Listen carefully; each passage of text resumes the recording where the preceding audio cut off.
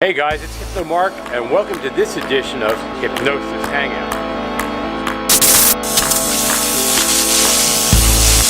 In this edition, I'm back here at Hypnosis Thoughts 18 with a friend of mine, somebody who many of you are going to recognize, and a little quirky, a little kooky, but a tremendous part of the hypnosis process, especially in the UK. He's doing some amazing things out there. I want to spend some time with a friend of mine, Mr. Karl Smith. Hey, Karl. Hi, folks. Hope you're well. So, one of the things you'll notice here today was we're not in front of a green screen. No, I'm not making that mistake with him again. I keep making the mistake of putting a green screen up whenever I'm doing videos, and he just. But I don't know what he does. So Karl is really pushing and moving and elevating hypnosis training in the UK. And not only in the UK, throughout the world, he's got a lot going on there. And I want to touch base today with Karl and see where he's going, some of his plans, what's going on, and his thoughts on where we are in the industry, maybe his thoughts on what transpired here at Hypno Thoughts, where he's seen it go, where he thinks it's going, and where he thinks the industry needs to move and how he's part of that process. So, Karl, thank you for being part of the show today. Yeah, more than welcome.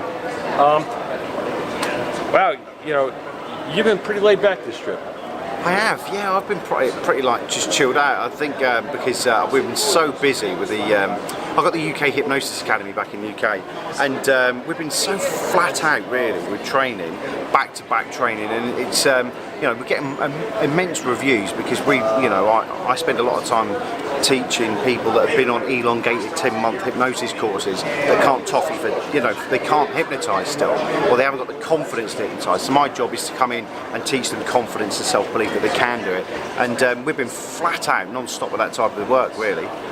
So part of what you do, your protocol, you were here teaching Kinetic Shift. Yep. And tell the viewers a little bit about what that's about so they understand it in the short form. So Kinetic Shift has come about from me working. I used to be an ex-soldier and I was ex-SWAT officer in the police. An incident happened to me and I got post-trauma years ago. And the long story short is I was figuring out ways that I can help people by not digging up, not doing digging up the painful memories and all that type of stuff. And I work with the subconscious, unconscious monkey brain. I work with the CPU. I work with the main part there.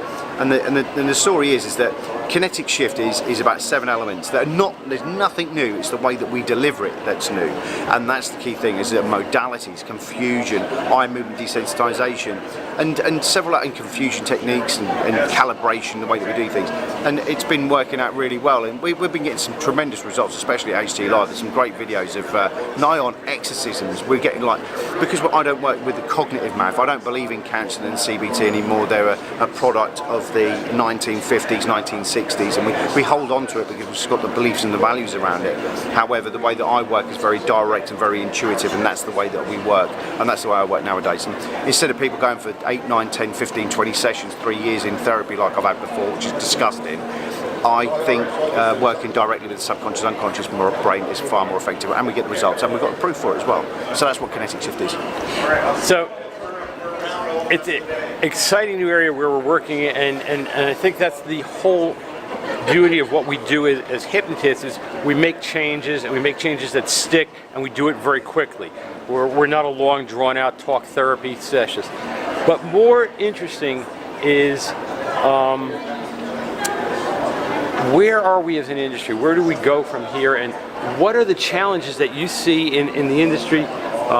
In particular, I've got some concerns with ethics, and I know that you share that as well. There's been some things that go on that disturb us both on the clinical side and on the stage side. And let's talk about that and how we begin as an industry to begin to change that and move that forward. I think because a lot of people are caught up with the classical methods of hypnosis, and there's nothing wrong keeping hold of the classical methods and legacies of certain things, but however, the world's changed dramatically and people are still teaching analog methods in a digital world. So you know, for those people that, you know, if you're not wearing the right receiver or the right receptor for that day, it's not going to work. And the world has changed. So the long story short is now is very important. Now, people, if you go to McDonald's or Burger King or Jack in the Box, wherever you go and you want that burger and you order it, if it's not there in 5 minutes, we start complaining. And the key part is that the world's changed, and that's where Sigmund Freud and all that lot, they had it right in their day, but in today's world they don't, because obviously the changes within the brain, the prefrontal cortex, the speed of things. We used to give kids abacuses years ago, but now we give them an iPhone. And that's the key thing now, is that counselling and CBT, in my own personal opinion, are now outdated resources and analog technology in a digital world. And some of the classical methods that we use within hypnosis haven't changed with the time. So I think one of the biggest things we've got to change is the way that we deliver hypnosis training. And a lot of, you know, these 10-month courses that teach a lot about Sigmund Freud's inside leg measurement, but they don't teach how to work with today's brain. And that's one of the key things that I'm very keen on changing, very, very keen on changing the way that people do things and the way that training's done. Because some of the training that we do see is very, very unethical. It's pointless, to be brutally honest, in today's world. You know, there's been in the press and all over the world about hypnotists getting into trouble on a number of issues, and I think that's something that we're all concerned about. I know that there's some issues that together as an industry we need to begin to police, and you know, coming from a point of being an instructor, training hypnotherapists and counselors, and where do we begin to increase the ethical training, and how do we begin to monitor and police that within ourselves as an industry? Well, a moment ago you said police, and I mean, I spent 12 years as a police officer. I think it's hard to police it. I think the key thing is to educate what is acceptable and what isn't. I mean, you know, people go for their own morals and beliefs and values anyway, don't they? So the key thing for me is that it does show the intent. Like we saw the other day, I was showing a picture the other day of a hypnotist that had people naked up on stage, which is highly, you know, I'm all for shits and giggles. I am. He'll tell you this. I will sit there and play practical jokes, but having people naked up on stage and doing things to themselves is absolutely abhorrent behaviour. But on the same token, I think it's about education, maybe for those people that are coming up that aren't qualified, because we've all done things that we're not technically qualified in, but we go out and do it. And I think it's our job that those people that are coming up through the ranks, that want to be hypnotists, want to be stage hypnotists, want to be street hypnotists, that when they do make mistakes or we don't think it's right, that we point those out and we make it quite clear that it's unethical to do those things.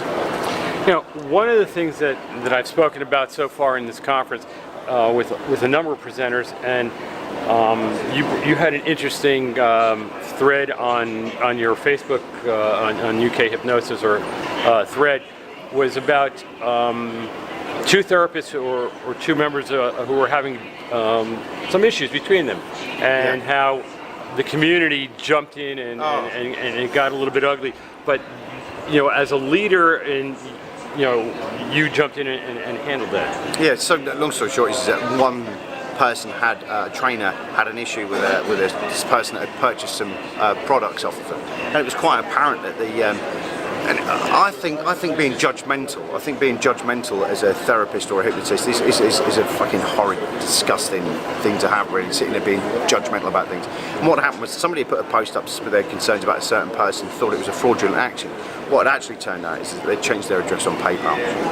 And but it was quite intriguing to watch how many people were quick to hang, murder, slaughter the poor bastard that was on the end of it, when actually they hadn't done anything wrong except move and not change their PayPal address. And that was a simple thing.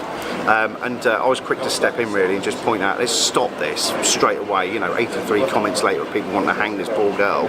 So I got in contact with the poor girl and it was resolved straight away. But that's what you're talking about there, is about, you know, how people are very quick to make decisions and quick to hang people out. But we work in an area of mental health where people are still on their journeys. They may call themselves therapists, but are still on journeys themselves. And we have to police that. We have to support that and help.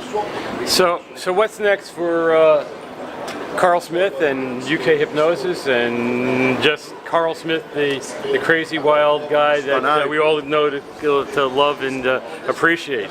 So what we got next? We've got so we're finishing HC Live this week, and then I've got a full diploma in the UK. Then I'm off to Nepal to climb Everest with a couple of people, and then I'm off to Brisbane, and then I'm off to Dubai, and then I'm back in LA.